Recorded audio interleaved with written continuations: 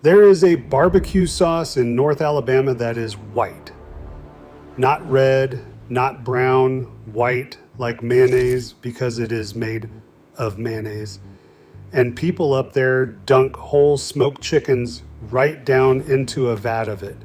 If you have never seen that in your life, you are not alone because most of America has no idea it exists.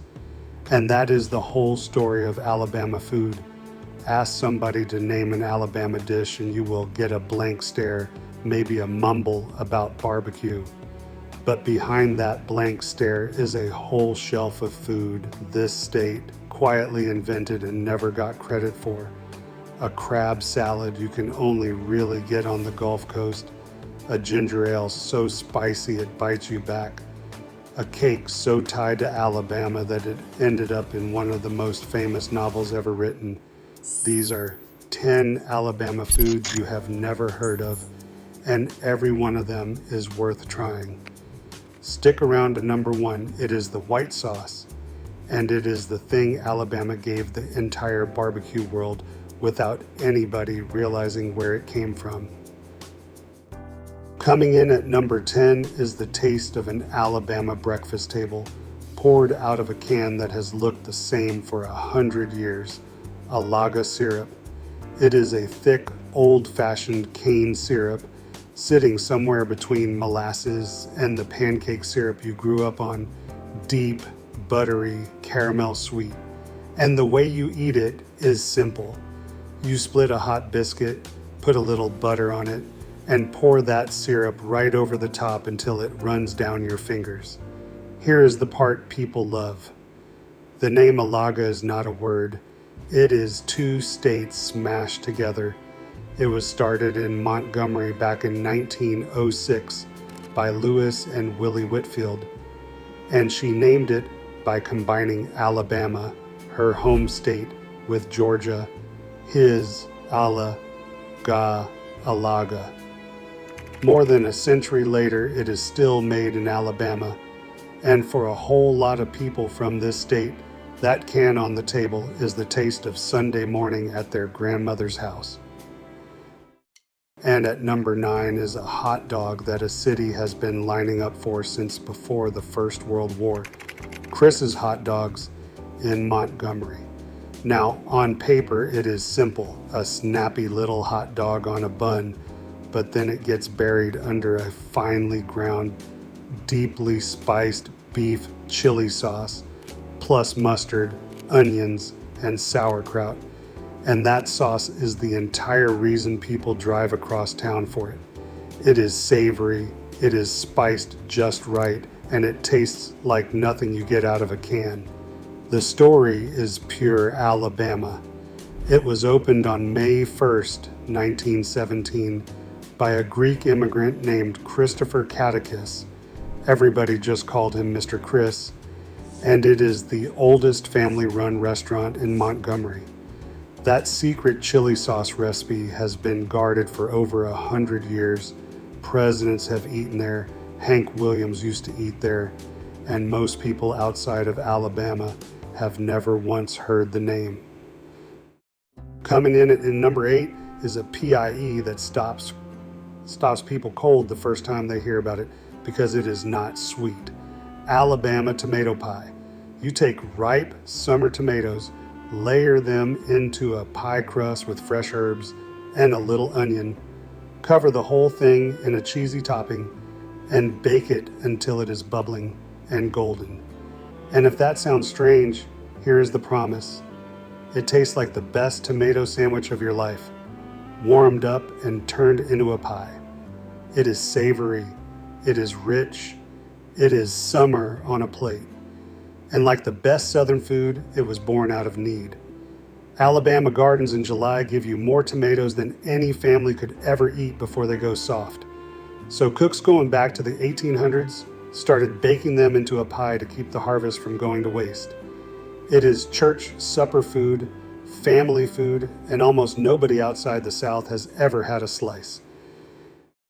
And at number 7 is a dish that got so famous from a book and a movie that people forget it comes from one specific little Alabama town, Fried green tomatoes. You take firm, unripe green tomatoes, the ones that have not turned red yet, slice them, batter them in cornmeal, and fry them until the outside is crisp and golden. And they are a completely different food from a red tomato. They are tart, they are crunchy, they have this tang that stands up to the fry. And you eat them with a swipe of remoulade or comeback sauce. The name you know them by comes from the Whistle Stop Cafe in Irondale, Alabama, the real cafe that inspired Fannie Flagg's novel, and the movie that made the dish famous all over the world. And here is the thing, that cafe is still open. You can still go to Irondale and order the exact fried green tomatoes that started it all. Coming in at number 6 is a soda, so spicy it will genuinely surprise you. And Alabamians who grew up on it cannot drink anything weaker. Buffalo Rock Ginger Ale. Forget the pale, timid ginger ale you get on an airplane. This stuff is dark gold, and it bites, sharp, hot, almost peppery, absolutely loaded with ginger. It is the ginger ale for people who think ginger ale has no flavor, and it started as medicine. Back in 1901, in the basement of a grocery in Birmingham, a grocer brewed it up from a druggist's stomach tonic, the kind of thing meant to settle an upset stomach. It caught on, and it never left. More than 120 years later, Buffalo Rock is still a fiercely local Alabama thing. Try to find it in most of the country, and you will come up empty. In Alabama, it is the soda you grew up on, and everything else tastes flat by comparison. And at number 5 is a cake with a secret inside it, and the secret is booze. The Lane cake. It is a tall, elegant white layer cake, but the magic is the filling packed between the layers, pecans, coconut, raisins, and a generous splash of bourbon or whiskey. So it is rich, it is moist, and it has a little grown-up kick to it. This is celebration food, the cake you make for a wedding or a holiday or somebody special. And it is about as Alabama as a cake can get. It was created by a woman named Emma Rylander Lane of Clayton, Alabama, who entered it in a county fair, took first prize, and then published the recipe in her own cookbook back in 1898. It is so deeply tied to this state that Harper Lee wrote it right into To Kill a Mockingbird. A neighbor sends over a Lane cake loaded with shinny, meaning loaded with liquor. When your cake shows up in the great American novel, you have earned your spot on this list. Coming in at number 4 is a sausage that Alabamians will drive across state lines and haul home by the cooler full. Conecuh sausage.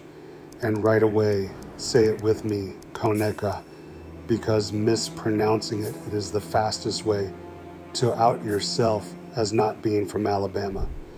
It is a hickory-smoked pork sausage, deeply seasoned, with a real snap when you bite it and a little heat on the back end.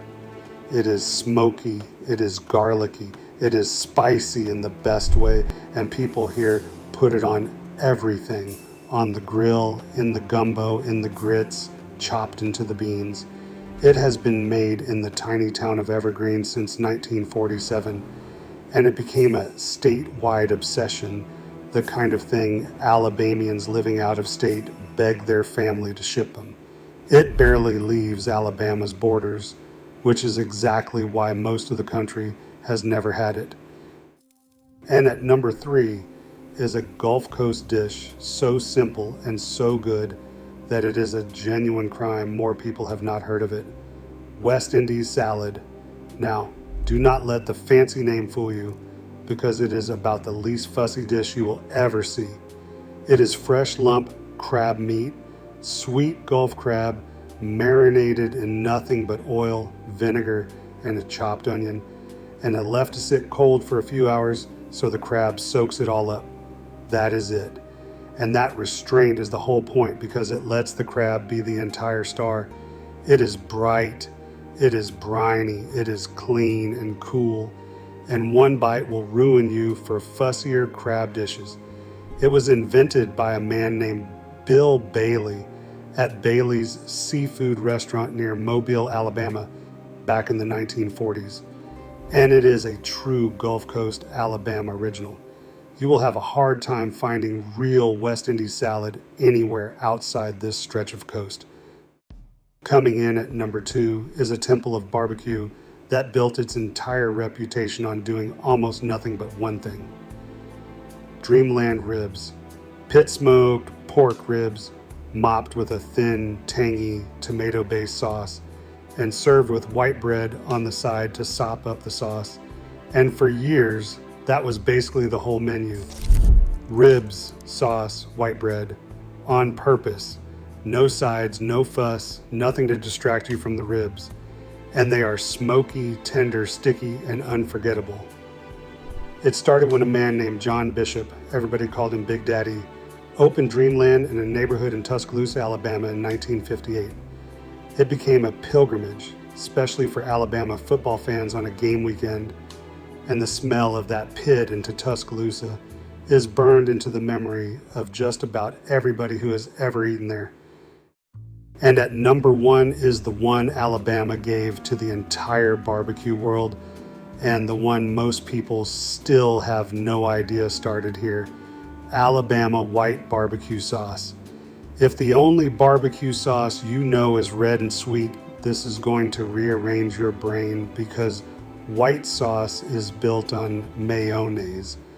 It is tangy and sharp with vinegar and black pepper, with a little horseradish heat and a hit of cayenne.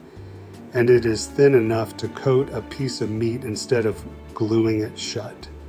And the way it is meant to be used is the best part. You take a whole chicken, smoke it, and then dunk the entire thing down into a vat of white sauce, so every inch of it gets coated.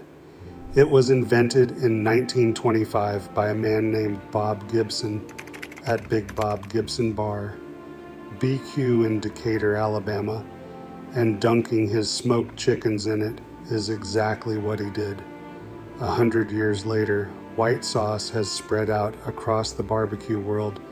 You will see it on menus in other states now, but it was born in North Alabama in Decatur, and most of the people eating it have no idea they are eating a piece of Alabama history. And before you go, yes, a few of the famous ones are from here too. Milo's out of Birmingham with its secret sauce burgers and a sweet tea so good it now sells in grocery stores all over the country. Golden Flake potato chips, also Birmingham, the chips that came in the bag on every Alabama store shelf for generations. And the Royal Red shrimp, deep water Gulf shrimp pulled off the Alabama coast that are so rich and sweet they taste almost like lobster. Those are the ones a few of you already knew. This whole list was the other Alabama, the one you only find out about by paying attention, because that is the truth about this state. Alabama never got loud about its food. It just quietly invented a white barbecue sauce, a crab salad you can only get on one stretch of coast, a sausage people smuggle across state lines, and a cake so good it landed in the great American novel, and then let the rest of the country walk right past all of it. Now you know it is there, so go find one and try it. If you are from Alabama, tell me which one I ranked wrong and what I left off, and be honest with me. White sauce, yes or no? If you like your food with a story attached, subscribe and put some South in your mouth.